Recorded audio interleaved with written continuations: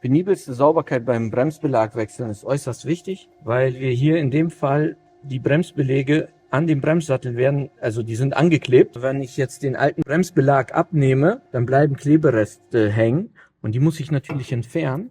Hier vorne ist der neue Bremsbelag. Diese Folie, die muss abgenommen werden und dann klebt er halt auf der Innenseite vom Bremssattel fest. Und wenn ich die alten Klebereste nicht entferne, dann drückt sich der Bremsbelag nicht mehr sauber an die Scheibe gleichmäßig.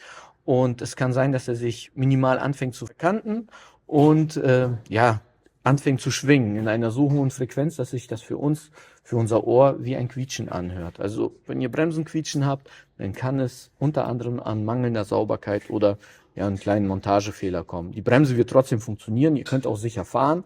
Es muss jetzt auch nicht unbedingt sein, dass dieser Fehler vorhanden ist, aber das ist schon mal, wenn man nicht sauber arbeitet, dann riskiert man halt, dass die Bremsen im Nachhinein